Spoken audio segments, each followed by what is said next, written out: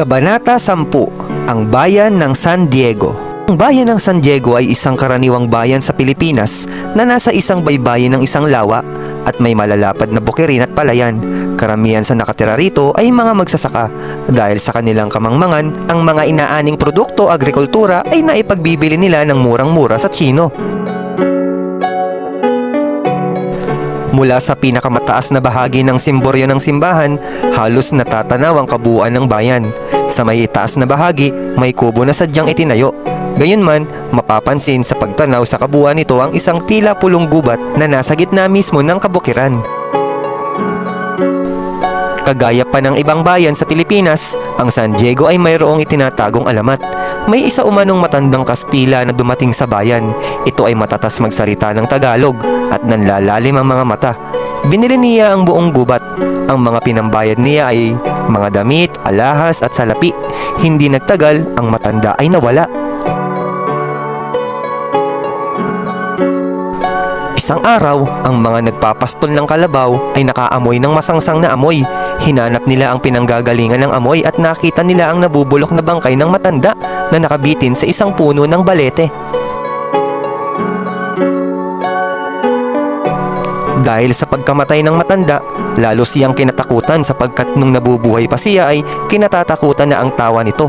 Takot na takot sa kanya ang mga babae, paimpit kong tumawa at malalim ang mga mata. Ngayong patay na ito ay lalo siyang kinatatakutan dahil sa mga panaghoy na nagmumula sa gubat. Sinunog ng ilan ang mga damit na galing sa matanda at ang mga hiyas naman ay itinapon sa ilog.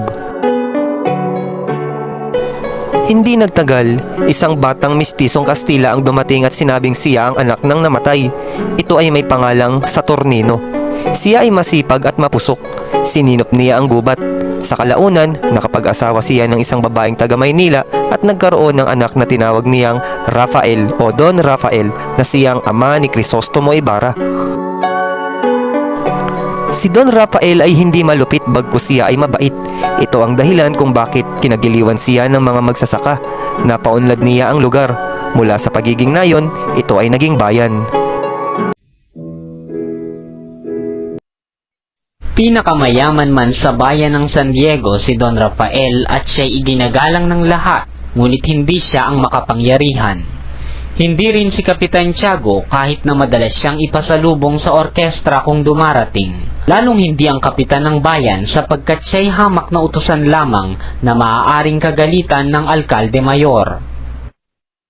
Ang kapangyarihan ng kura sa San Diego ay halos kapareho ng kapangyarihan ng Papa ng Batikano at ang alperes ng Guardia Sibil ay sa hari ng Italia.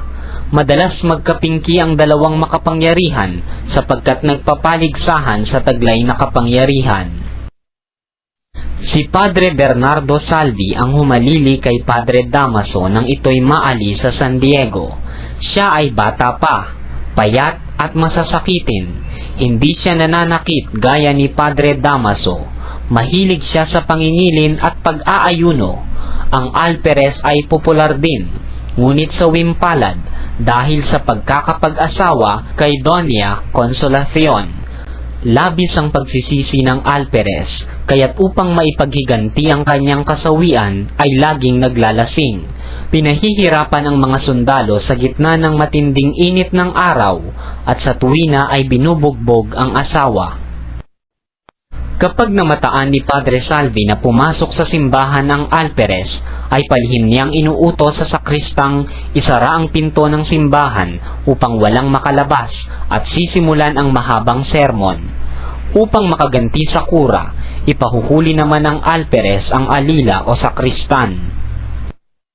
Ngunit kahit na ganito ang tunay na palagayan ng kura at ng alperes, sila ay nagkakamayan at magalang na nag-uusap sa tuwing sila ay nagkikita.